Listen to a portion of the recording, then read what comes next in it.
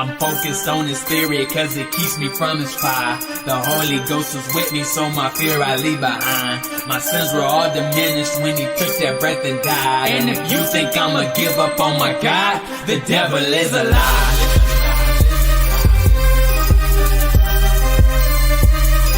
The devil is a lie.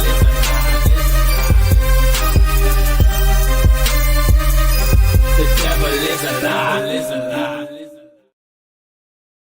Hello, welcome to Black Tea News. I'm your host, Christina Barr, and today we're going to be talking about this video from Erika Kirk. She was on Fox News today, and she had some words. I'm going to get it out of the way that she did not specifically call out Candace Owens by name, but it's pretty clear that she's talking about Candace Owens and other haters. And I thought it was such a great interview. A lot of people have already seen it. A lot of people are talking about it. We're going to be talking about it today on the show. And there was one point I watched it in my kitchen while I was making myself a little snack. And I was just, because I just thought something she said when she quoted the book of Nehemiah was so good. So anyway, it was really great, and I want to talk about that today as well as some other things as well. But before we jump into everything, I'm going to encourage you guys.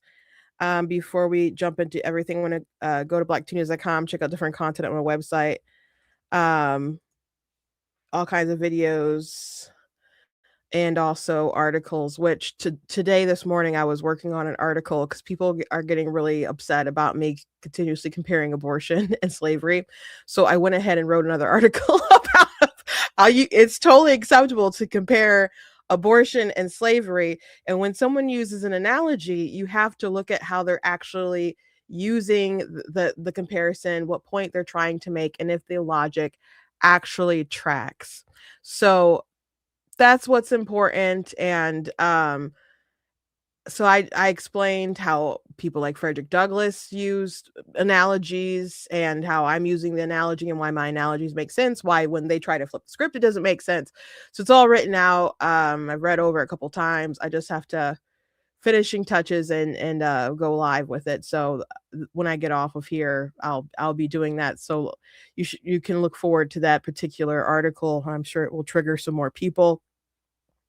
Even some people on the right don't love that comparison.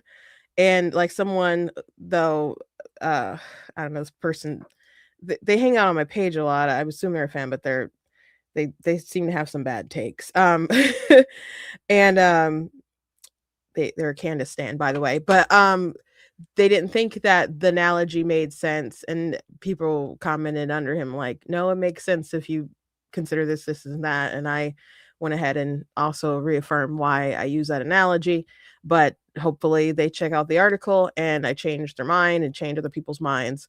But yeah, I think it's totally acceptable to use that particular analogy. Am I saying that they're the same thing? Obviously they're not the same thing. But I was going back over the Bible and thinking about Abraham and how he was promised that he would, be the father of many nations and stuff, and how his seed would actually have to suffer 400 years of slavery. And what if Abraham, and I'm sure maybe there's some white supremacists out there like, yeah, he should just not had the seeds and whatever. But what if Abraham was like, oh no, 400 years of bondage, that sounds terrible. Let's not do that. Even knowing that his descendants and those generations would suffer, he didn't just decide to not have an entire lineage. And when you do kill someone, you're not just killing that person, you're destroying any future potential of those generations. It's not just one person. Now, it maybe someone doesn't have any kids, but it is likely that people go on and that they have kids. The eggs inside of me. I mean, when you're pregnant with a child, I don't have a child in me right now, but if I had a daughter in me, her eggs would already be in her too. Like you're it's all about still going and creating life. And as long as there's life, there's potential. And if you snuff out that life, that is a egregious thing. So I like to ask people, you know, would you have aborted Frederick Douglass to spare him the life of being a slave? And a lot of people don't want to answer that question. I don't think anyone actually has answered that question. They might respond with, "Oh, you don't think that there were slaves who actually, had an abortion or made themselves have an abortion so they wouldn't have to subject their child to that?" And I said, that would be terrible if they did, because they could have killed a Frederick Douglass. Like, his life wasn't always bound to. I mean, you have people who did die in that oppression, but obviously you had people who were free and went on to, or they had children that went on to be free. If someone had aborted my ancestors, I wouldn't be here today. So you always have to try to preserve life where you can. Now, not life at any cost, but because I'm not for like IVF and stuff like that. But you should try to have life and preserve it where you can, or at least at the very least, like, not destroy it, like you do an abortion. But anyway, I think I articulate things fine, but obviously articulate them better when I put them down on a paper, so you guys can check out the article when I post it in a little bit. But anyway, oh, Kit Kat said, glad you're addressing this along with the other content. Yeah, I was really glad that that she said something today, and I see I got a Candace stand in the audience, but look, Candace Owens kept saying that no one can get her to stop except for Erika and her husband. And so Turning Point, which Erika is the head of, decided to have Turning Point decided that they're going to address Candace Owens and some of the allegations that she had. They directly addressed her. They explained why they hadn't done it before. And then it came out that Erika is the one who wanted them to do it. I don't know if Erika is going to be there on Monday. I don't think she has to. And really, according to this Fox News interview that she did, I really don't think that she has to. I think it'd be powerful if she was there to address all this stuff, to help nip it in the bud. But she addressed, she wanted them to do this. They're doing it with her go ahead, and they're directly going to go after a lot of the allegations that Candace Owens has pushed forward. That should be reason enough for her to just back down. She made a claim that either, because this was after she attacked Charlie Kirk's pastor. Charlie Kirk's pastor was like, Charlie didn't say anything, out of great respect for Candace, and their friendship, even though they had gone different ways and disagreed on different things. By the way, I think that's a huge mistake of Charlie. And I think certain people Charlie should have addressed. And I know he didn't like a lot of people putting pressure on him to address Candace, or Tucker Carlson for that matter. But he's left a bit of a mess, and he should have addressed these things earlier. I didn't agree with Charlie Kirk on everything. I think he should address these things sooner. And Candace, her lies and her vitriol toward different people at Turning Point, this isn't new stuff. I know a lot of people are like, what happened to Candace? I've been warning people for years. Other people have been trying to warn folks for years that she had some evil ways about her. I had did that post where I was like, there's that Diddy documentary right now that 50 Cent put out on Netflix. And it talked about how he did a big funeral for Biggie after he died. And then they're like, it's going to be the biggest funeral ever. And they're like, we're going to make Biggie pay for it. And, and then he just kind of catapulted to like huge stardom after Biggie died. And he also like rose from other tragedies and stuff, but he always kept using that to his advantage and stuff. And so people keep doing TikToks dressed in all white, like Diddy, did at the maybe it was MTV Awards or something. I don't know. When the every step I take, every move you make, And so I did a video like that about Candace, and I put it on across my socials, but I put it on Instagram, and the caption I just did real quick was, Candace Owens is evil. And someone was like, wow, we're just name calling people because we disagree with them. I'm like, no, it's not, because I it's not a disagreement that I have with her. I legitimately think she's evil. I think the things that she's been doing for years has been evil. I think not just the Charlie stuff. Like this is, um, I'm I don't like to be surprised. I am a little shocked about how, I guess, the lengths that she would go as far as this. But I think um the sort of blood libels and conspiracies she's had about Israel and Jews has been evil. I think the way that she lied on Andrew Clavin and you know, what she allegedly did to Nicole Arbor and that episode she did about when she was mad at Kim Kardashian for having inclusive underwear. There's so many things that I haven't liked that I think have been wrong. That have just been awful throughout the years, and how she's manipulated and lied to people, and then she'll either claim that she didn't say the thing that she said, or she'll misrepresent how people critiqued her so she can strawman their criticism. And I've not I've always criticized her, but it's just been increasingly awful throughout the past couple of years. And I think people are like, she's grieving, maybe she's lost her mind. I think there's always been elements of her being willing to push boundaries, even like when she got into the beef. Daily Wire got into the beef with Steven Crowder, which I covered that pretty thoroughly. I did a deep dive video about it. And I was on Daily Wire's side, but when that beef between her and Steven ended, she's like, well, I know something that, you know, I feel really sorry for Steven. I feel sorry for him. You know, I'm going to pray for him. I'm going to pray for him. Like she had some kind of dirt that you knew that she was just kind of throwing out there and hinting while trying to be a bit self-righteous. And I assume it was probably his divorce information. It just really rubbed me the wrong way. So someone said, I think her husband George is behind all this. Candace is his puppet. I don't know what's going on with that relationship. Um, I find that hard to believe that she is a puppet. I mean, I think whatever agreement they have, it's like I assume it's mutual.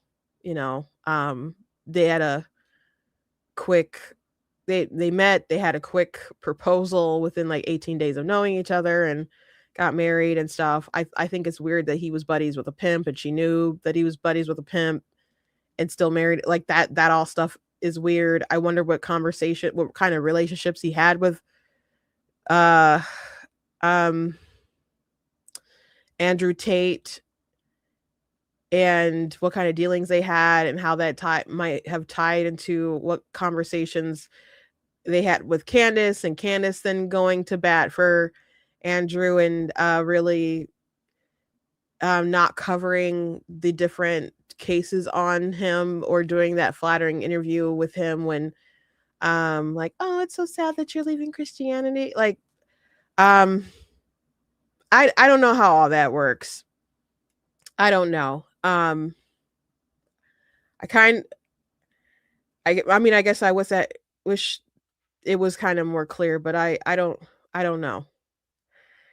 But I can judge the behavior that I see. And it hasn't been good. But anyway, she said she would stop if Erika stopped. I told her to stop, or wanted her to stop, or her husband made her stop. And this is after she came after Charlie's pastor, and she's still going. Even when she found out that Erika was pushing the Monday debunking, you know, she's like, oh, did she approve that letter? There's so many questions. And then she went on Russell Brand to talk about how Erika shouldn't be the CEO of Turning Point, that they should have got someone else in the meantime. And like, I don't think she should have done it, because of course there's all these questions that you have to ask and she has to answer because she's a CEO. Like any company would have, you know, put someone else in charge in the meantime. Well, there are families that build companies, and it was Charlie's company that he built. It is not so strange that he put his wife, his partner, in it, in that position. And regardless, whoever would have taken that position, she would have attacked them too. If it was Andrew, for example, or Mikey, or whoever the heck that she tends to go after, she still would have continued to go after them. And she probably doesn't think it's terribly convenient that it's Erika because she wants to keep attacking them. Um, but she hasn't stopped. She hasn't stopped. So anyway, let's watch this Fox News interview that I think is great. Um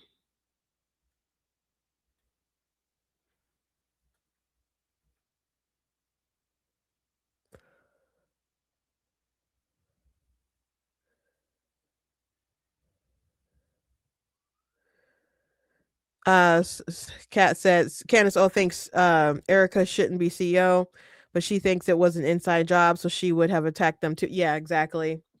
Um and very early on, Candace was saying things like Charlie was a puppet. She's still saying that Charlie was a puppet. His life was a Truman Show. And did they kill he was stopped being a good slave, so they replaced him with people who would be a good slave. Okay, well, that's Erika. Like, she's been taking digs at her the whole time, not flat out like I am talking about Erika, but we can see what's going on. Like, it reminds me of Andrew Clavin when he called her out about some of the stuff, that the anti-Semitic stuff that she was pushing on her show, peddling. And he's like, we can all see what you're doing. And I could see what she was doing. I guess some people, decided to ignore it, but I could see what she was doing pretty clearly. Yeah, and that's another thing that Charlie should have probably addressed. And he could have did it in a thorough and loving way, like Dennis Prager decided to do. But here we all are.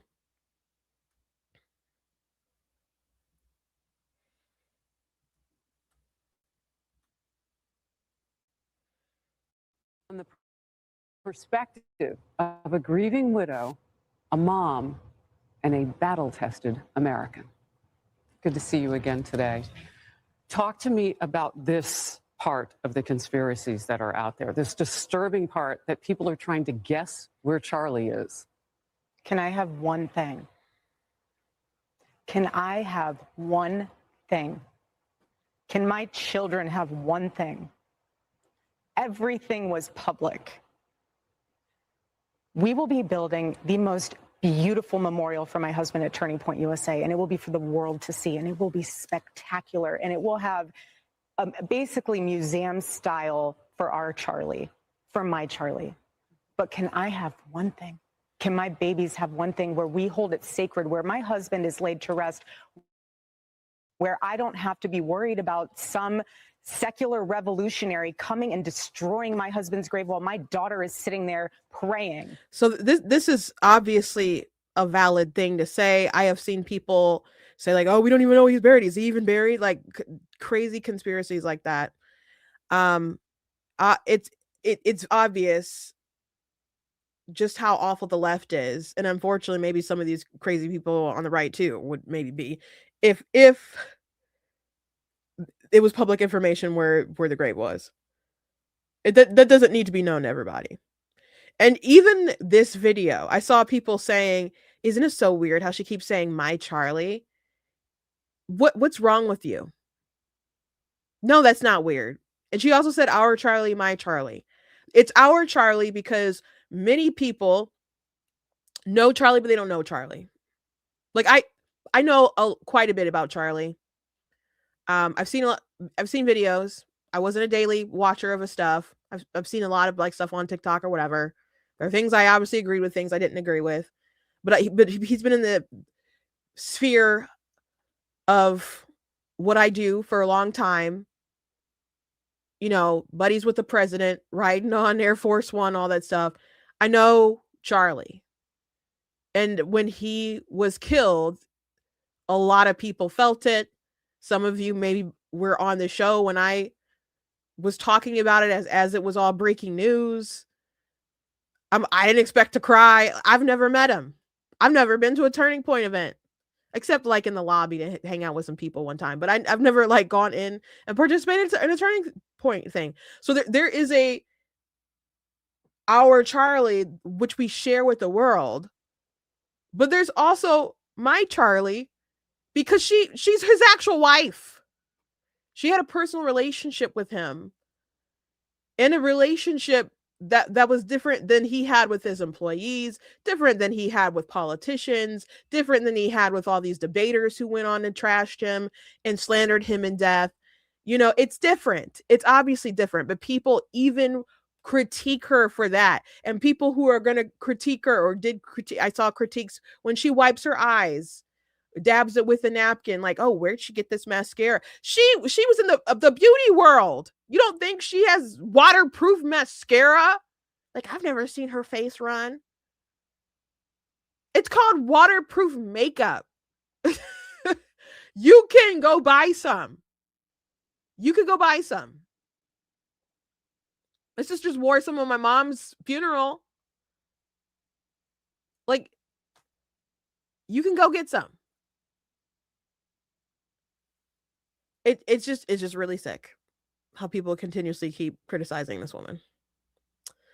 But she's gonna say some great stuff in this interview. It's totally reasonable that she doesn't want to let everybody know where her husband is buried. It's a totally reasonable thing. It's an unreasonable request for people to obsess about. But a lot of people keep asking because they are alleging that he's not even dead. I don't know how you fake something like what we all saw. And the scale of it, for what? Why? I know Charlie did some incredible things, and obviously he played a role in getting Donald Trump elected. But the massive conspiracy and cover up that people are engaging in, why do you think Charlie Kirk was that important? It doesn't make any sense. The scale of the cover doesn't make any sense. That it's the French and Israel and the president and the FBI and the military. Every time Candace has an issue with someone, she looks up and sees whether or not they're military connected. Oh, Lila Rose is trying to debunk the thing I said about how it has to be a setup because the event got done too quick. Okay, I understand why she did it, because her husband's in the military. It's Frank Turek, the Christian apologist who is good friends with Charlie Kirk, is talking trash about me. Oh, it must be because he was in the military. It's just really dumb stuff. Really dumb stuff. Let's keep watching. One thing, this is my husband.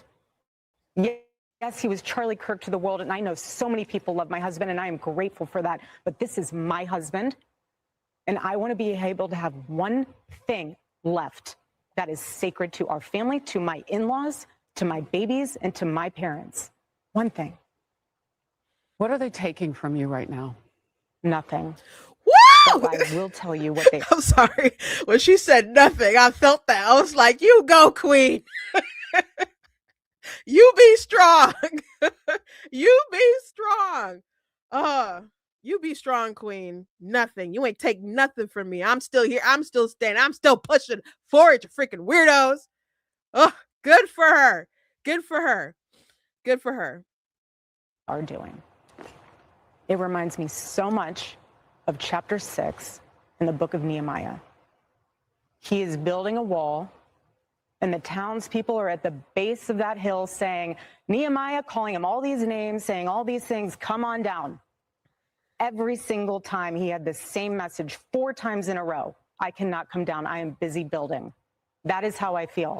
I do not have time to... When she said that out, like, and I was listening in the kitchen.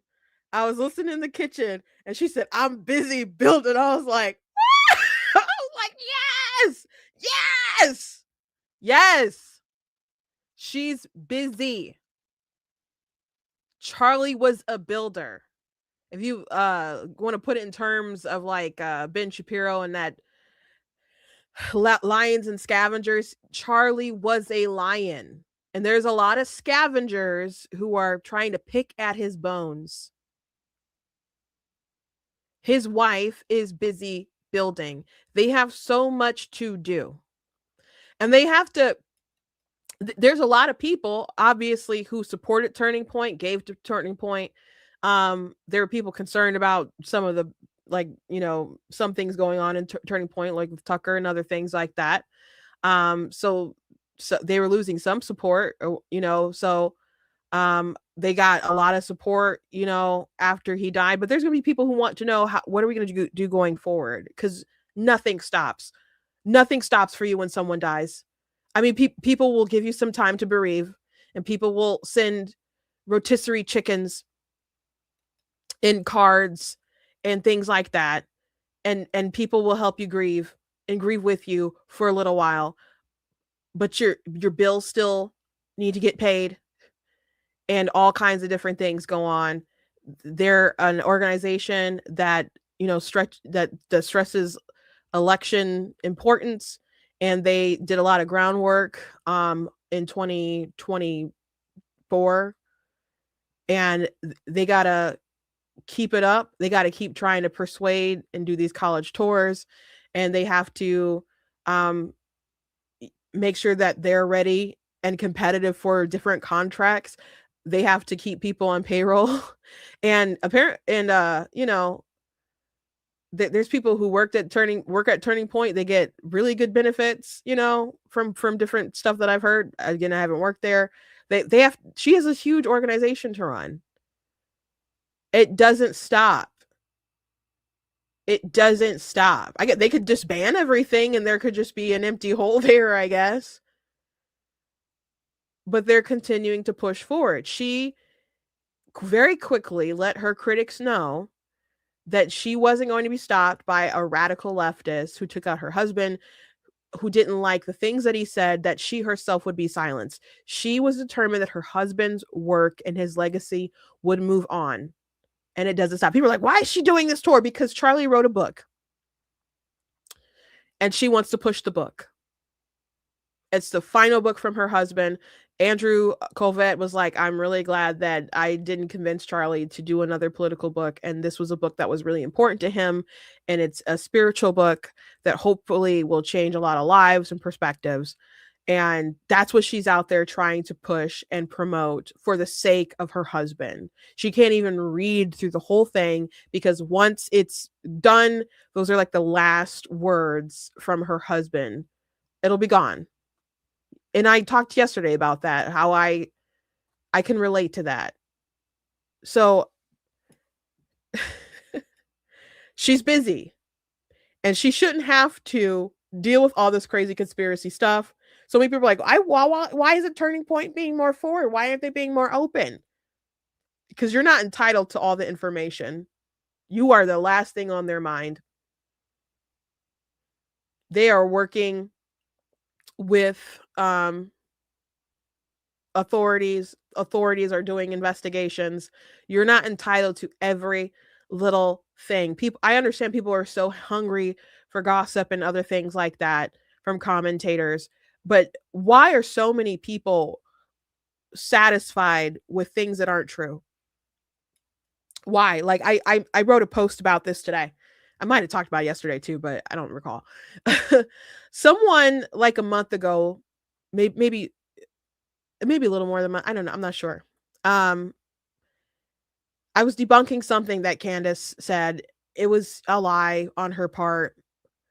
And I was going pretty hard, and I've been going pretty hard on her since I don't know, past 2 years or so, but since all this happened, I've been going pretty hard on this particular thing.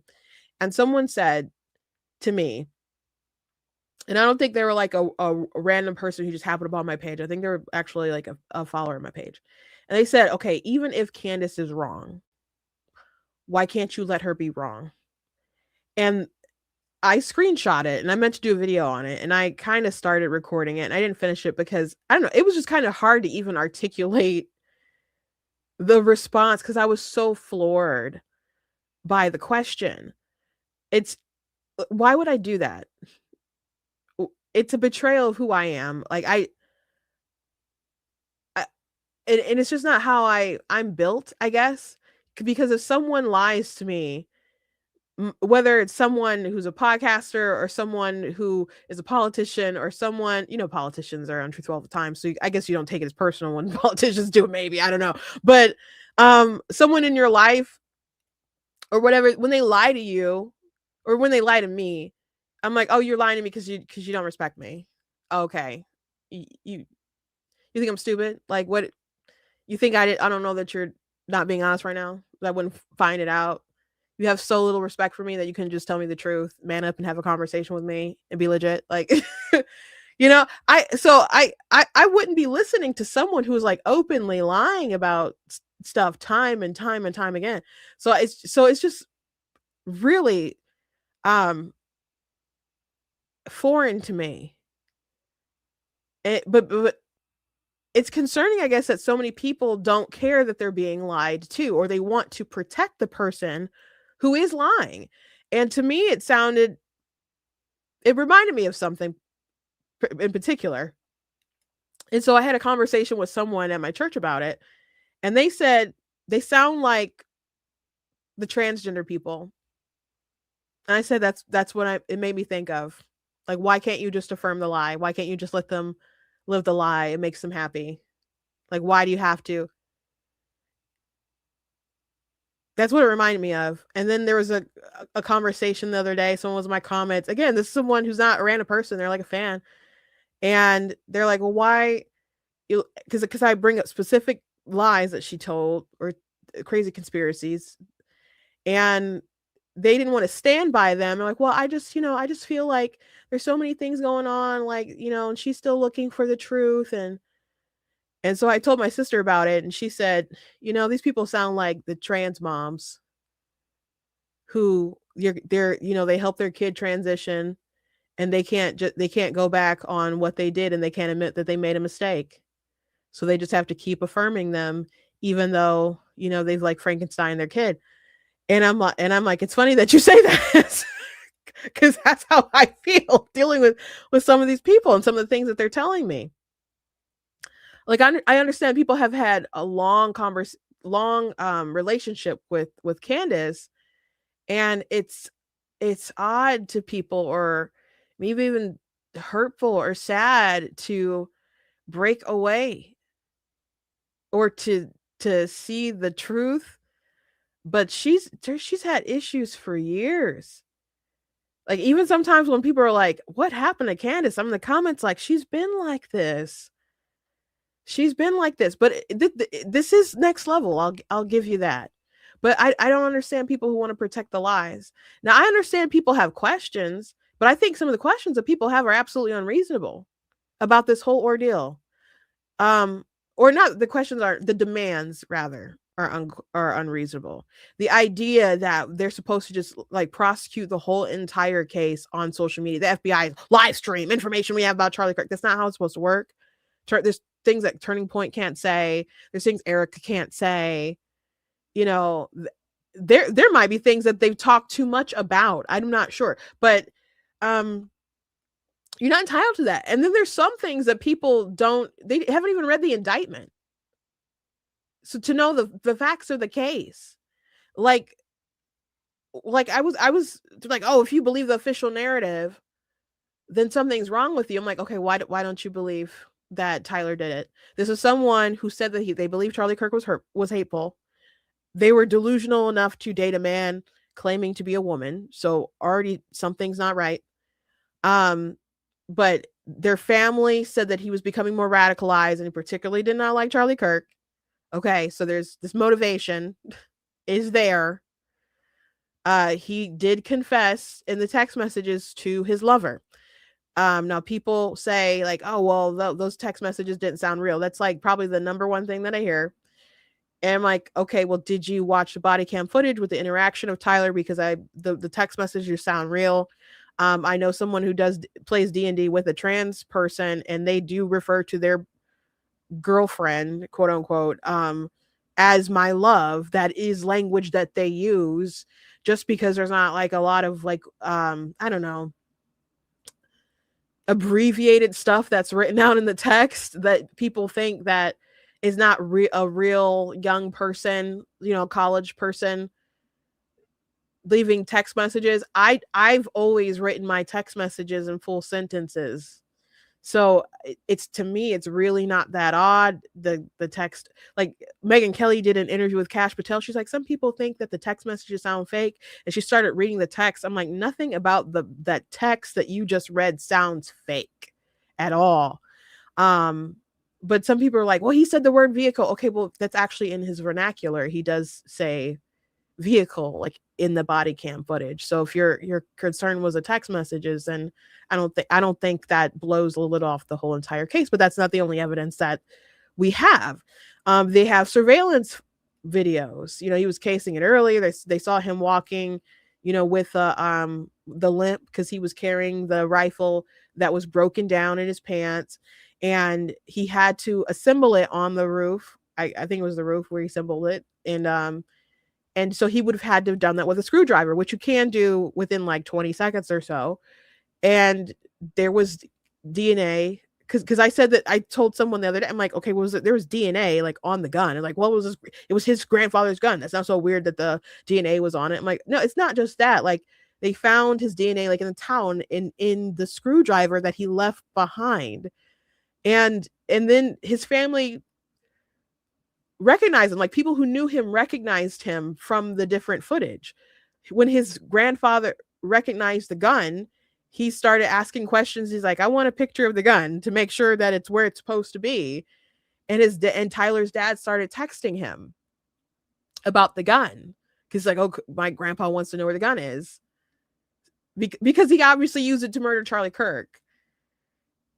So there's all this evidence surrounding the case. It's pretty airtight.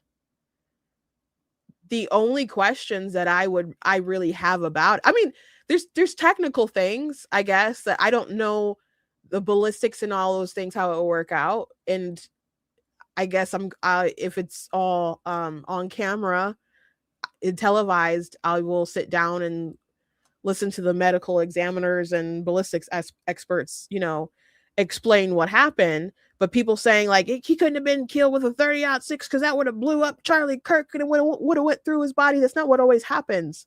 And there's information about the ammunition that we don't have, I don't believe. So all the details that people are giving to say exactly how things could have happened, there's information that you don't have yet.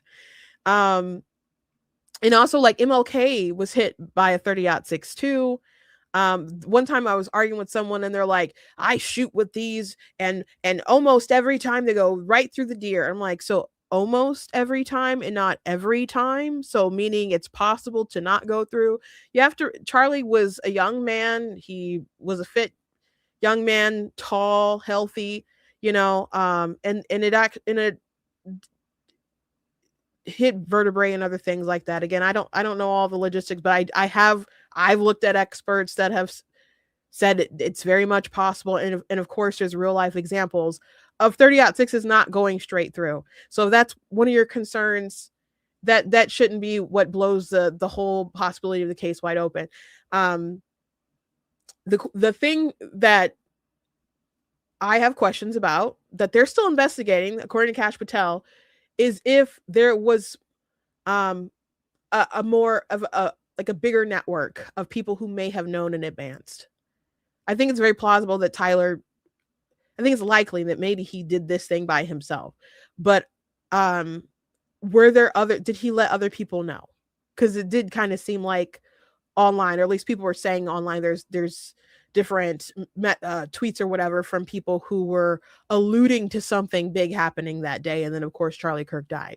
So Kash Patel said they're still investigating that stuff. He didn't say like that's case closed. They're looking into that. That's information that they're coordinating with this Utah about. And I don't expect them to give us all that information right now, because it's still an active investigation. And that's just how it works. That's how it works. So people who are saying, if you believe the official narrative, then you're so stupid, you're so dumb. it sounds like a pretty solid case. I haven't heard a good case against it. But it sounds a lot more probable than Trump was in on it. Cash is in on it. The FBI is in on it. The military is in on it. Israel's in on it. The French are in on it. You know, all these people that Candace Owens kind of has beef with and is on the outs with are all in on it. Does that not sound a bit convenient for Candace, guys? Does that not sound convenient? And then she'll have people who just like send her all these crazy tips and she'll plot from there. Or she'll look at people like, look at this person in this hoodie. It was hot that day. And she's like, who is this person? And tweeting out to her millions of followers. Or there's a bunch of people wearing red. Oh my gosh, there's phone signals from people who lived in Israel on this college campus. Yeah, that doesn't sound like incredibly crazy. And, you know, I guess it's suspicious if you've been railing against Jews for the past couple of years, you know? So, anyway, someone says the official story doesn't make sense. Yes, it does. It absolutely does make sense. And you're going to have to present why it doesn't. You are literally going to have to present why it doesn't, because it sounds pretty pretty airtight. Oh, Tommy! I don't know if he's still here. Hey, Tommy. Hey, Tommy. That's one of my buddies. Yeah. So I'm really flabbergasted by all of these people who keep covering for her, Candace, who keeps lying. It's one thing if you get things wrong, but she continuously keeps lying about things and then lying about the things that she said. And I don't understand all of the covering for her. I don't get it. I just wouldn't. It's not me. Couldn't be me defending her like that. But I sincerely, if you're one of the defenders, what is it about her at this point of time that is making you still like stay on this train? I'll give you an example because some people are like, what lies is she told?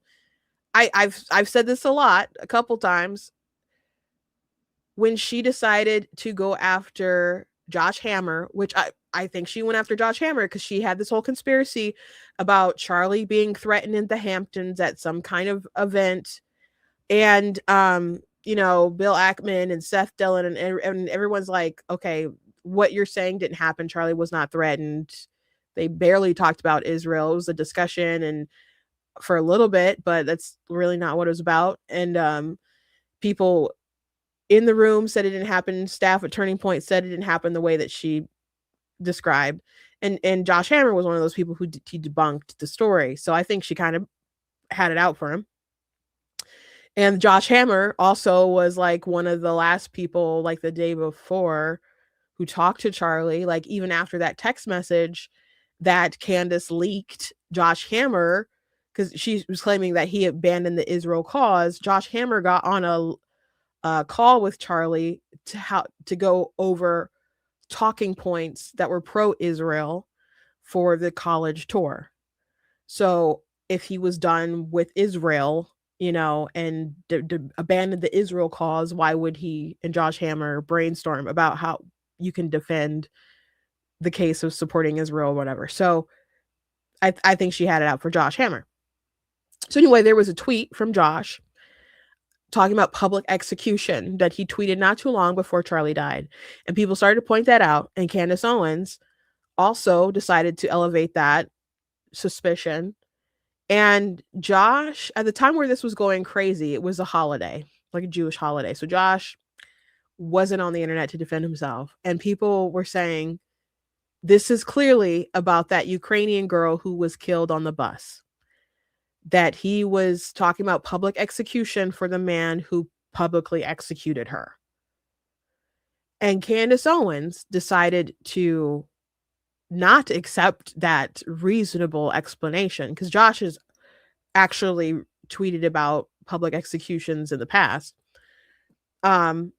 She decided to make the claim that there was, no reason to talk about that girl who died that day. She said there was no new information, so there's no reason to talk about her that day. Donald Trump talked about her in the Oval Office. If Donald Trump talked about her in the Oval Office, you don't think influencers weren't going to talk about her? Charlie Kirk talked about her that day. Josh Hammer also talked about her that day. I talked about her that day. The world was talking about her pretty much nonstop until Charlie was murdered, and then everyone was talking about Charlie. So not only did she throw out this allegation to insinuate that Josh Hammer had some kind of prior knowledge to Charlie Kirk being murdered, his friend, she then tried to double down and affirm her crazy suspicion by pushing a blatant lie that made no sense, that was easy to debunk, that was just really heinous, because obviously everyone was talking about that girl. That terrible murder. No one was talking about it that day. There's no reason to talk about that day. So there's an example. She was also lying about Bibi Netanyahu and bribing people with $150 million. Eventually, Candace Owens said, I don't even know where that came from. Like, well, you talked about Bibi offering a ton of money on your show, but you literally tweeted it at Bill Ackman when you asked him a question about the $150 million bribe. So there's some examples of her not being honest, or her getting caught, people talking about like, hey, this thing wasn't true, and like, I don't even know where that came from. But she's been doing this stuff for a while. I never tweeted Christ is king at a Jew. Oh, so you just retweeted the Jew and then put Christ is king at the bottom while you were telling him off? Okay, Candace.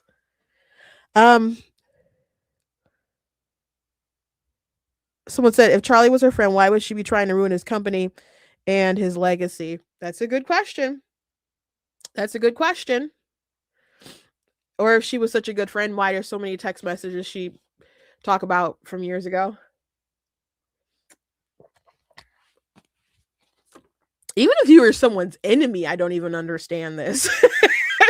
Even if you were someone's enemy, this is crazy to me. This is crazy to me. So again, if you are a Candace fan, because some people, I talked about this the other day, there are people who are from overseas. There's a bunch of Muslims that share her stuff, like her stuff, people from Pakistan sharing her stuff, liking her stuff.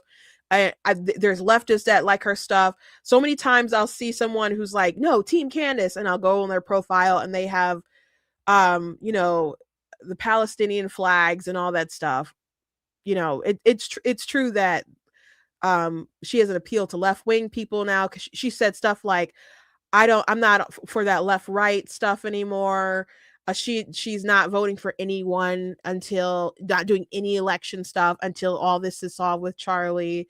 Forget about your midterms. I'm not supporting. So she's not on the like work together to put red people in office anymore. She's that ship has sailed,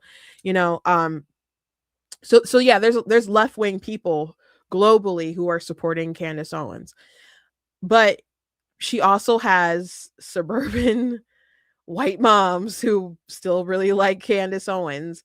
And there was someone the other day who like was warning people, like, I've researched, I've looked into a lot of it, and a lot of these people are being indoctrinated. And I seconded that post that I saw the other day, because I'm like, I have overlap in my audience from people who like my content, say they agree with me about 95% of stuff that I talk about, but they're still like on the Candace train, and I don't understand it. I'm trying to understand it. I'm trying not to like go hard at Candace fans or whatever. I'm blatantly baffled by this, genuinely. And I'm trying to understand. Like, why still go forward even though she lies? If it's one thing, I guess, if you don't know that she lies, but I talk about her lies. Like, I bring receipts for her lies. So I know that she lies. So I don't get it.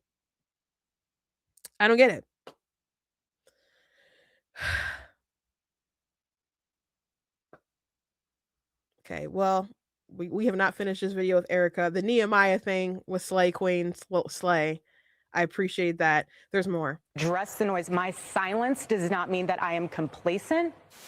My silence does not mean that somehow Turning Point USA and all of the handpicked staff that loved my husband and my husband loved them is somehow in on it. We are busy building. And you know what I thought? I thought these people are human. We are all grieving in our own way. And they are trying to find the answer to something that happened that was so evil. Yeah, and the people are really talking about that line, like, I thought they were human. Like, you know, a lot of people are, unfortunately, I mean, we could say stuff like, oh, we thought they were human, that they would act better, but unfortunately, humans can do some really wild stuff, you know. That's just the truth. They are trying so hard, and I get that. We're doing the same. Anytime we hear a lead or anytime we hear anything, we send it to the authorities. Please dig into this. No rock will be unturned. I want justice for my husband, for myself, for my family, more than anyone else out there. And you know what is also interesting to point out, though, like, them people who are like, oh, they don't care, they're, you know, they're not investigating the way Candace is investigating and stuff, and her saying, like, no, every stone is unturned. The reason why Candace had that text about the donor, like, losing like $2 million or whatever the amount was because Andrew screenshot that text and sent it out to someone, I guess, in the government, and they spread it around and someone got it to Candace. Shame on whoever did that. You know, I don't know if they got found out or whatever, but shame on them for leaking that. But they were concerned. Charlie had just been murdered. He talked about this number, like, oh my gosh, maybe that's they don't know exactly why it happened. So they didn't want to leave that stone unturned. Now, 100% it makes sense that a crazy leftist killed Charlie, because there were crazy leftists going in schools and shooting up kids. All kinds, like, there haven't been enough conversations about the radical left and the violence of the transgender ideology since his death. There were violent things that happened since Charlie died. We did cover them. Like the person who shot up that ABC affiliate after Jimmy Kimmel went dark for a few days. Or the attacks on the ICE, you know, agencies and stuff. It continues to be an issue. But unfortunately, this is a huge distraction. You might say, well, Christina, why are you talking about it? Because I'm concerned.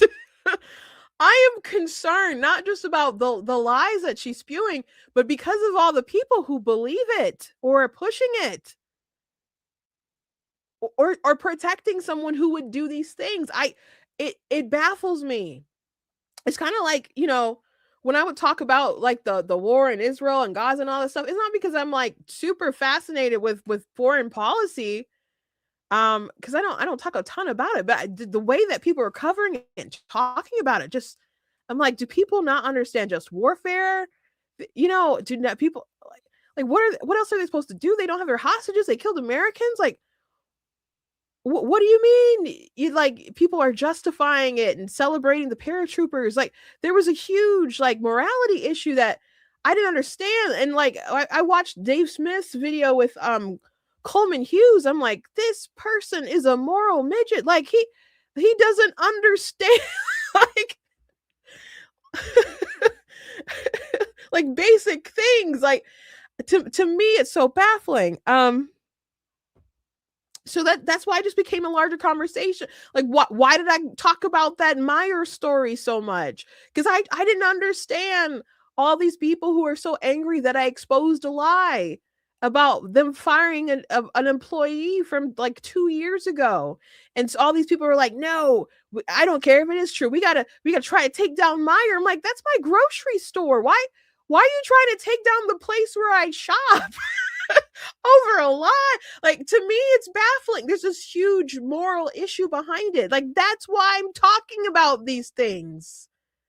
Why did I talk about that story from the other day about that woman telling the Muslim couple to suck it and all kinds of other things? Because not just because that altercation happened in the mall. People have crazy altercations at work all the time, and with customers and what, you know, on the street, whatever. Like, it happened to be on camera. The crazy thing was all these people who were like, no, she shouldn't have been fired, and gave her $100,000. That concerns me. I'm concerned about society. I don't get it. That's why we're here having this conversation. If Candace was like one lone person saying crazy stuff into the wild, that'd be one thing. But there's a lot of people who are going on in this ride, and I don't understand. I'm trying to understand because I want to fix it. I really want to fix it. So for me, you want to keep telling me to come down while we're building? I don't have time for that. Mm-hmm. But here's my breaking point on that. Come after me, call me names, I don't care. Call me what you want, go down that rabbit hole, whatever. But when you go after my family, my Turning Point USA family, my Charlie Kirk Show family, when you go after the people that I love, and you're making hundreds and thousands of dollars every single episode, going after the people that I love because somehow they're in on this. No. You know, I have to say it. I've never seen you like this. No, this is righteous anger because this is not okay. It's not healthy. This is a mind virus. Yes, I believe in our she's like clearly talking about Candace Owens and people of that ilk. Just judicial system. I do. We have a hell of a team working on this, excuse my French. But this is not okay. So you want to put these people back in the box where they've been creeping from? I don't care what box you're in. But just know that your words are very powerful and we are human. My team are not machines and they're not robots. They are human. We have more death threats on our team and our side than I have ever seen. I have kidnapping threats. You name it, we have it. And my poor team is exhausted. And every time they bring this back up, what are we supposed to do? Relive that trauma all over again? They watched my husband get murdered. I have no idea how I would have reacted if I was there that day. And thank the good Lord that I did not have to see that happen. But my team, they are rocked to the core. So why every single day do they have to be dragged through the mud, analyzed, hyper-analyzed? You know, the conspiracies that are out there, all of the like. Do you think that there is more of it now because you do shine your light? I mean, did people just expect you would just go away? I don't know what they expected. They pick on you because of your accessories. I mean, I've seen some of it. Oh, yeah. No, at this point, it's what the conspiracy collection. Get it before Christmas. Like, seriously, wow. If you want to find and pick me apart, go right ahead. I do not care. I don't. This was happening before Charlie was murdered. Both of us have been through the ringer of people will call you whatever they want to call you. So, she's like, you can be in your box, but just know that your words have power, and they are hurting real people. Clearly about Candace again, and people who have been pushing crazy conspiracies. And of course, Turning Point is going to be addressing Candace specific sort of conspiracies and things that she said on Monday. And that is at the direction of Erika. Now, they of course didn't want to address it at first because they thought some of it was so absurd it would just kind of go away and not to feed the trolls and all that stuff. Unfortunately, the trolls have just gotten bigger, and people started seeing them not responding as well. Some people saw it as a confession, and that's kind of like Candace's thing too. Like, she'll throw out something, and if you don't address it, then they see that as like evidence of the thing being true. And even if you do like correct her, she'll just kind of move the goalposts. So there's like really no advantage, I guess, of doing it one way or another. But they had to say something. I was looking at them sideways because they weren't saying anything, not because I thought that they were in some kind of deep conspiracy cover up, but to me it was just they're saying all of these crazy things. They're implicating people. She said they've gotten more death threats than they've had before. People are at risk. You don't want the jury pool tainted and all kinds of stuff. Like it's worth saying something. It just really is. And if the truth could also expose people who are trying to drive people in darkness, then that it's worth saying too. And I know they're busy building, like she said, and they have other things to address and talk about, and they shouldn't have to talk about this stuff, but unfortunately they do. Because no one nipped that in the bud earlier. And people were trying. You guys know my platform isn't huge. I got decent numbers on, but in some cases like YouTube or whatever, they don't want me to be great. Like they don't let my stuff really go forward that much. And there's other people who have been covering her here or there, debunking a lot of the lies, like blood libels and other things like that she spread. But other people should have said something sooner about Candace. And unfortunately we are at this point. Someone left a comment and said that one Candace follower, they're explaining that you can't say everything. Maria said, one Candace follower argued that she had to know, and when I argued that they might compromise a case and prevent justice from happening, and she said that she's not concerned with earthly justice. That's insane. His family and friends want and are fighting for earthly justice. Yeah. Oh, that's really covering my face, but yeah, thank you for your comment. That's insane. I guess I'm not surprised by that, but Candace even said at one point that she's like, I'm surprised his lawyers haven't reached out to me, which I wasn't surprised she said that, because she threw a fit because Derek Chauvin wouldn't do an interview with Candace. And I thought that was a big red flag. I don't know if you guys remember when I was talking about that documentary that came out with the Blackout, not Blackout. That's the name of her book. What was it called? It was her documentary she did with the Daily Wire with like Black Lives Matter and stuff. And there was a portion in the film where she reached out to Derek Chauvin and she wanted to do an interview with him. And they wouldn't do it. And she was so annoyed about it. She's like, doesn't he understand that, like, we're trying to help him and he doesn't want to do it? And to me, it was the most out of touch, bratty moment.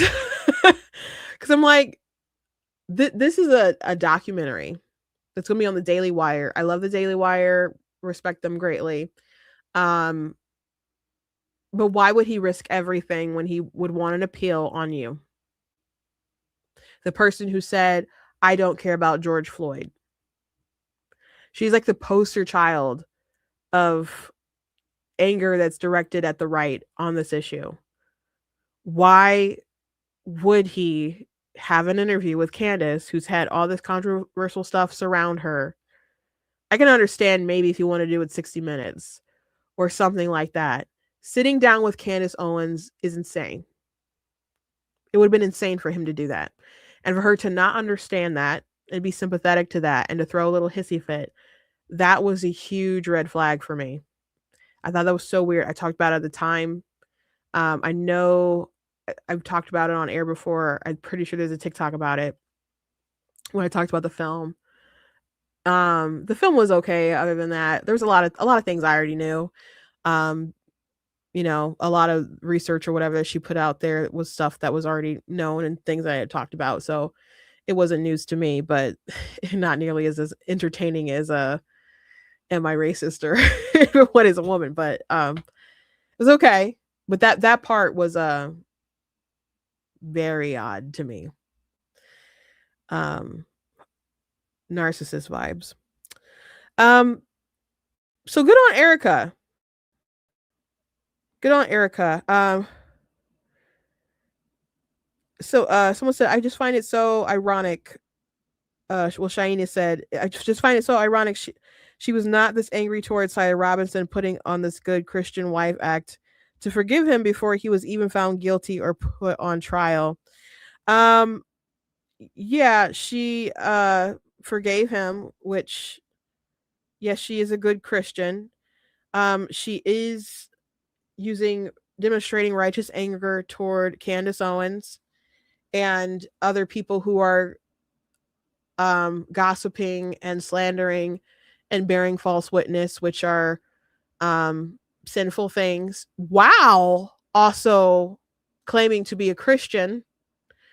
So she's begging for an open rebuke, and everyone who hasn't done it yet is behind the 8 ball on that.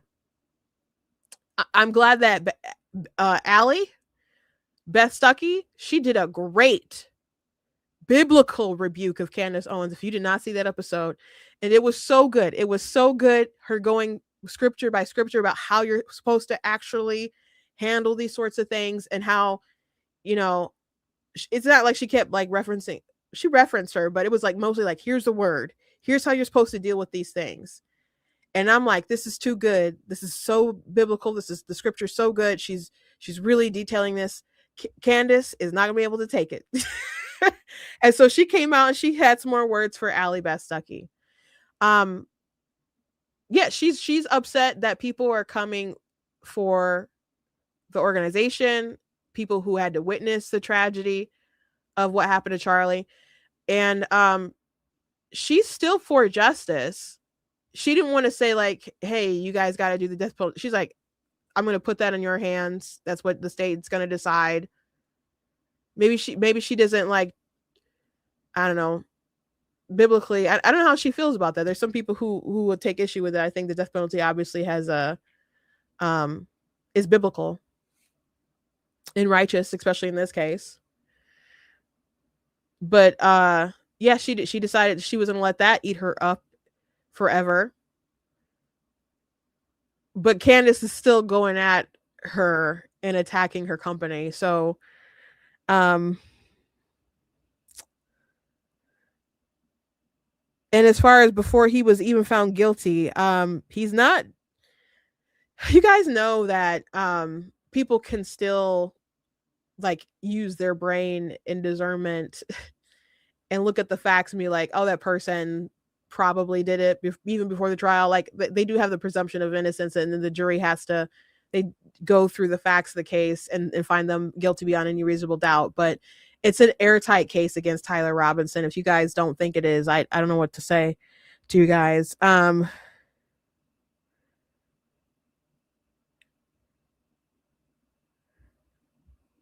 wow, they're like claiming these conspiracy theorists. I'm gonna show who this comment, because this is insane. Claiming these conspiracy theorists are making money off of his death, completely disregarding the fact that Erika stands to make the most and has from TPUSA donors and his life insurance policies. It's just very ironic. So if you have a life insurance policy on your husband and he is murdered in front of the world, you don't have the right to talk about how someone is peddling lies and conspiracy theories off of your husband's corpse. Are you serious? It would be one thing if Candace was just talking about truthful things, but she's peddling lies and pushing people into danger. That is insane. Really, really crazy. I hope you take that personally. And yes, people are donating to Turning Point. Ben Shapiro donated like $1 million right off the bat after Charlie died. Yeah, people are supporting Turning Point. I think people, if they want to, they should. You know, I still stand by. I wouldn't be donate. I wouldn't have if. Well, I stand by the decision the donor had to withdraw the money because they're still hosting Tucker Carlson. I defended his right to do that. I wouldn't want my money going to platforming Tucker in that kind of way. I think, but besides the Charlie stuff, Candace Owens and Tucker Carlson are both like waging war on Judeo-Christian values, and I don't trust people who want to undermine Judeo-Christian values while making it seem like Islamic fundamentalism isn't that much of a threat. That is suspicious to me. That's what's suspicious to me. I mean, all the stuff is immoral. A lot of stuff that she's doing is lies and so on. But they've been undermining the West in that regard, and also the revisionist history, making it seem like the West is the bad guys. Like, oh, you know why they dropped bombs on Hiroshima, Nagasaki?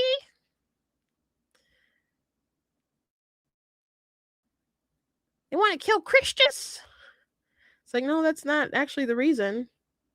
And Tucker, like, don't you know that the bombs, it was demonic. It was demonic. Okay. There's I'm gonna play a little bit of this Tucker clip. I don't want to go like seriously too long today. Yep, Maria said people aren't Christians, always tell Christians how they're supposed to behave. Yep, that's true. That's true. Absolutely true. Want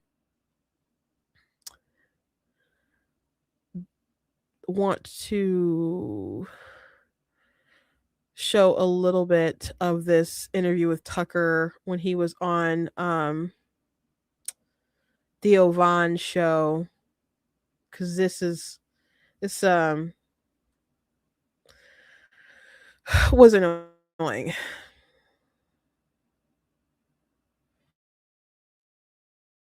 Who was Charlie Kirk? Yep. Oh, yep. really? Oh, yeah. Oh, I didn't know that. And I love his wife and know his wife. And so I feel emotional about it. So, I just haven't wanted everything to do with it. But I will say a couple of things. I don't understand the official story at all. Of his assassination? I don't understand it. And I want to make sure that there is a truly rigorous and honest federal investigation of it. And I'm definitely concerned about that. A. B. Let's talk about A. Tucker Carlson is not a moron. I know sometimes he says things that are kind of stupid, but it's not because he's stupid.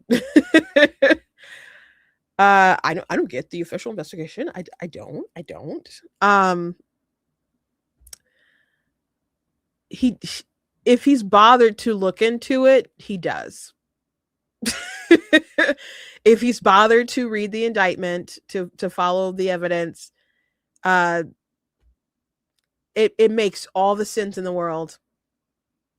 And maybe it's so horrific that people want it to be bigger than it is. I don't understand why it doesn't. Sometimes it is the most obvious thing. Sometimes it is the way all the evidence is pointing. I already went into the rant about, like, we've been seeing trans violence consistently. It's not a new thing. Are you really that surprised? Especially after so many leftists celebrated it, or we saw how many people Trump was almost taken out. People celebrated that and was like, oh wow, I'm so mad they missed. There's just been the celebration of violence that has continued on. Tyler Robinson murdering Charlie Kirk because he thought he was a hateful person makes sense. If Tucker Carlson doesn't think it makes sense, it's because he hasn't looked into it, because he hasn't been curious enough to do it, Mr. Journalist. But I'm sure he could walk you through it and make a case on why it's airtight. But him saying it doesn't make sense to me is him sowing division and conspiracy. He doesn't want to say outright that he doesn't believe it. I'm sure he does. But he wants to play into that audience and dip his toe into that. And it gets even worse. I promise you, he does not think that it doesn't make sense, if he's looked into it at all. But I thought this was interesting that this was going viral today, because I think there was, I don't remember which publication, but there was a reporter who reached out to Tucker Carlson because they're doing a story on Andrew Tate and his criminal history and allegations. And so they asked him some questions about how Tucker didn't press in on Andrew Tate and allowed him to lie about the facts of his case to his large audience. And Tucker didn't really take it too seriously. The fact that he allowed Andrew Tate to just use his platform to lie. And I could go try to find that text real quick. Because he himself posted his exchange with the New York Times. I'm sorry, I don't know. I'm not positive it was New York Times. It was a reporter. It was a reporter. And his interview with Tate was shameful, and so were other people's interviews with Andrew Tate, including Candace Owens. I want to know. I'd really like to know what's the deal with that. What's the deal with so many influencers giving him a pass? And is it something deeper than they know he draws fame and clicks and views? Is it something besides that? But Tucker, he hasn't been a credible journalist for a long time. And he's been dishonest about things for a very long time. I don't know if Tucker's actually been genuine about anything in his career. Because I don't know. I saw videos of him going back and the way that he talked about other commentators and how he was very proud of being a snob, and he thought other people who were very rich and pretending to be an everyman were actually putting on a show. I think he's now stepped into the role of that character, and I don't take him seriously because I've seen the way he's conducted himself time and time and time again throughout interviews, and he just does not operate with any journalistic integrity or curiosity. But here's part B. I think that one of the, I don't know many of the details, but I know that recently Candace said that Egyptian registered aircraft were following Erika Kirk, Charlie's widow, around for a number of years in different places in the world. That's one of the weirdest things I've ever heard, and I just want to say that that is factually true. That's true. So that's the one data point that I happen to know is true. What does that mean? I have literally no idea. I can't even guess, but that's very, very strange. And what is Egyptian? It could mean aircraft from Egypt. Who knows? I think that they were registered in Egypt. Got it. And but that fact is true. So I doubt that Tucker looked into that data and had his people fact check that information. First of all, why let's say why would the planes be doing that? Why would Erika be that important that they be following her for years? The point of that suspicion is to draw that claim is to draw more suspicion on Erika.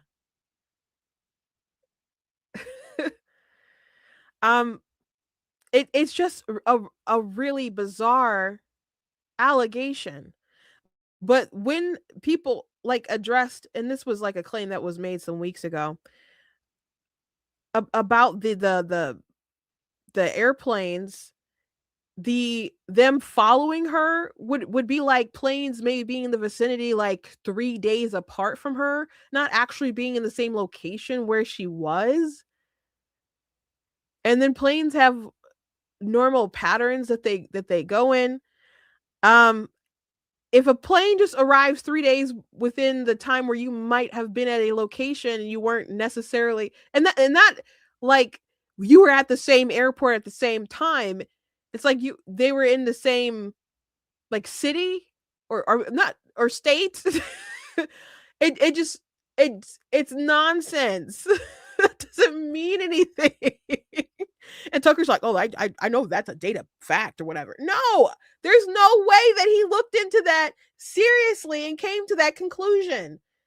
It maybe something that someone told, maybe someone sent him the chart and he was just like, okay, I'm going to run with it. Tucker isn't stupid. He's just playing a stupid guy on not TV anymore. But to keep those conspiracies alive, because there's audience overlap, And I think that's another reason why a lot of people won't talk about Tucker, won't talk about Candace or whatever, is because there's a lot of audience overlap. You guys know I don't care. I've never had it in mind that I'm going to be basically held captive by my audience. If I say something you guys don't like, we can just disagree, we can debate about it. If I trigger you too much, maybe you'll leave, but I thank you for the time that you spent here. But if you're offended because I keep talking about Candace or whatever, it's not because I'm like trying to necessarily offend you. I'm trying to understand. I'm trying to persuade you to, I guess, drop her, I guess, because she's crazy. But I sincerely don't understand, and I'm looking for some clarification. I'm looking for some clarification. Um so yeah, I guess there's just one more thing I guess I want to show you guys before I let you go. And I guess we'll probably be at 1:30, an hour and 30 minutes when we end the day. Um Milk Bar TV, who put a lot of clips together, whether it was like Andrew Tate stuff or Candace stuff or whatnot. If you don't follow Milk Bar TV on X, I recommend that you do. And I don't think he's on every platform. He doesn't mind people sharing his stuff around because he wants other people to see the stuff. He's a guy from Australia. I don't know why our politics are that fascinating to him, but when there's a lot of Australians that are like in American politics. I've been to like a lot of folks I've been debating and arguing with about abortion lately. I look at their profile, I'm like, Australia. But I mean they got it there too, I guess. So they, you know, they see that topic, they want to defend it. This is about 3 minutes. I'm gonna just play it and not try to commentate. The statement objectively feels to me like the manipulation of a Christian audience, right? They know Charlie's audience is Christian. And therefore, what they're selling to us is you should believe, you're a believer, right? As a Christian, you believe in miracles, right? Like you believe in Christ and the miracles that Jesus performed, right? As I was sitting through Mass, deciding, I guess what was on my mind to pray about, for whatever reason, got on my knees, and I was not expecting this to come out, but I just focused my prayer on wanting something to be delivered to me, a piece of evidence that would help us put together the full picture of this assassination. And don't tell me why. I don't know what came over me, but maybe it was this intentional prayer. I said, I'm just going to call him right now. 5 minutes, not even 5 minutes after this email hit my inbox, I was calling this person and I had no idea what it was going to lead to, whether it was going to be a totally insane person or whether or not it was going to be a very swiftly answered prayer. And it's legit. This is a legit story that I'm about to share with you. Well, then you should just believe this. There's something about that I don't like. I don't like that. I don't just, this was a miracle and that should just be the end and no more questions should be asked. The chances of me seeing this were basically slim to none. And it was the first email that was in my box and I just called you. And I feel God moving in that. I did not imagine they were just going to say that it was a miracle. Yes, the conservative base is filled with Christians. While getting that coffee, he runs into some soldiers. Again, this is just all God at this point. Feels to me like the manipulation of a Christian audience. I think that this is God operating. I really do. I think, bless this man. For the love of God, please send us an email. More tips at CandaceOwens.com. I just thank God that I saw that email. If you were going to bring me to the argument that this truly was a miracle, it probably would not be in the midst of a circumstance where the feds are lying. She has said Charlie's murder, quote, had to be approved by Charlie's friends, and then suggested those friends might have her murdered too for, quote, knowing the truth. I never said that. Obviously, in the context that he put it in, we're going to need to hear the full sentence because you're trying to context it in a way that is just untrue. I just want to know why, Charlie. I want to know why the decision was made to murder Charlie Kirk, a decision that very clearly had to be approved by Charlie's friends. That's all I have. I want to know why. I think we deserve to know why. And instead, we're going to be sued. I guess, is this going to be the pathway forward? You're going to start murdering more people in broad daylight for knowing? Is that our consequence? Is that like the slave consequence? Is that like, catching a slave and cutting off their limbs? People have watched the show. They know exactly what I've said. And I tend to stand by what I've said. And I do stand by everything that I've said. Okay. So just to be clear, Milk Bar TV is the one who added in the different music to kind of drive home the narrative of, Candace here. But this did remind me of the conversation she had with Ami Kozak, which I guess you can't find on YouTube anymore. You'd have to be a Daily Wire subscriber and go back to their interview, because that was this particular interview that I'm referring to. She was still on the Daily Wire, but I clipped a lot of that stuff because I put it in the saga about Candace Owens. So she had a conversation with him, and he said, and Ami is a Jewish comedian, and he noted that Hamas doesn't share our values, our Western values, and basically was like talking about how the violence can spread or something along those lines. And she said, well, Jews are very safe here in the United States of America, and or in the West or whatever. And he just was like, they were safe in other places too, until she, and then Germany happened, and she's like, come on. He's like, what? They were safe, and then they weren't. And she's like, I just can't take it seriously when, people try to bring up certain things that are abhorrent in the past, like the Holocaust or slavery, to make their point and stuff, like it's going to happen again, So it's just funny. It just kind of gives me that vibes of her. I assume the clip from September was about the story about him having a Superman spine, or the God, that it was a miracle that the bullet didn't go through and kill somebody else. And the way her complaining about that, I find that Candace Owens tries to manipulate her audience all the time with faith, and uses the Christian background. Unfortunately, there's a lot of like Christians that are just I'm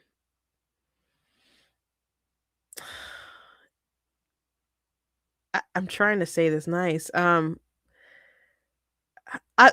Easy to manipulate, and suckers, because they're gullible, because they're good-hearted people, and they just don't understand that people are going to lie to them that's a particular way, and someone else says they're Christian, and we're and just people are tribalistic in nature. So it's like, oh, okay, well, they're Christian, I'm a Christian, there's some built trust there. And then she's done this thing where she's tried to make Christians a victim group, which they are.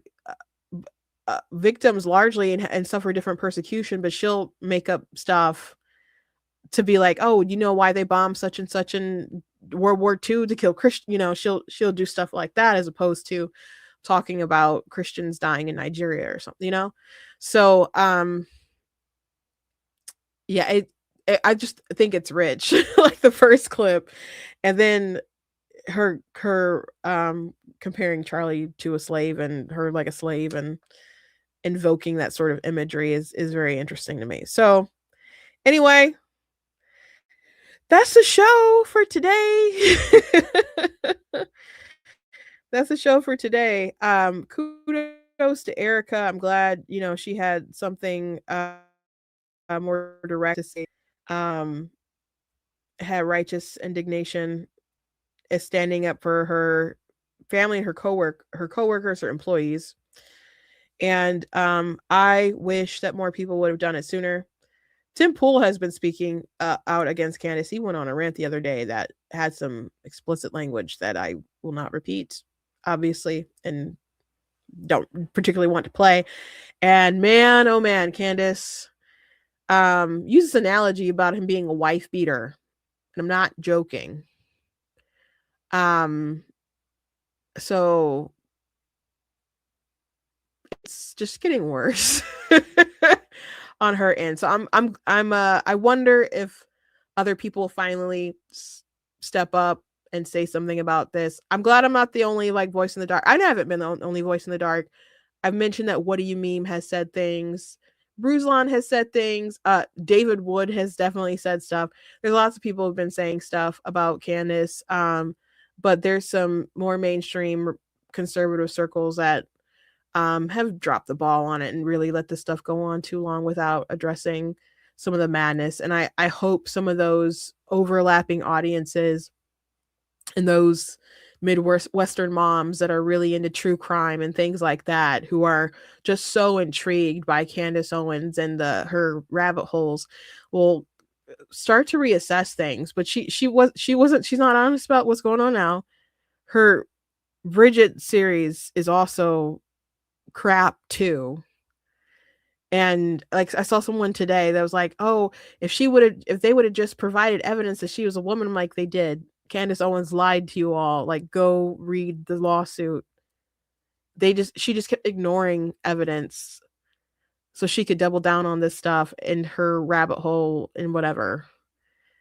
And she's like selling merch off of it and stuff too. It's like, I don't think that loss is going to go well for her. And frankly, I hope that it doesn't. She lied about that, and she lied about other stuff. Even when people are like, Candace Owens has this story about Kamala Harris not actually being black, I'm like, y'all better find someone else with the evidence, because I'm not trusting Candace Owens. I didn't talk about that. I'm like, I don't believe it. Not if it's coming from her. There's got to be some evidence somewhere. Not like, I'm like, well, people brought up like, did you see this? I'm like, you better find me another source other than Candace Owens if you want me to talk about this. I do not trust that lady. Anyway, God bless you guys. Go to blackteeners.com, check out different content, my website, articles, videos, etc. If you like what I do here, please consider leaving a donation on the website, because it does cost to stream and run my site, all that stuff. So you guys can support. I very much appreciate it. And I appreciate you guys. You guys can check out different merch like the I'm Not the Victim You're Looking For t-shirt and other stuff. Where's my Frederick Douglass shirt here? I had to quote him today in my article comparing abortion and slavery again, which will be out soon. I'll post that soon. And I have books you guys can check out, like, of course, God is Blatantly Against Abortion, and other books as well. Like, I got Bigger behind me. It's a children's book. You guys can check it out. There's a link in the description where you guys can go purchase it. I do still have some hardcovers left, very few, but I do have some paperbacks that you guys can pick up. God bless you guys, and I will see you on tomorrow.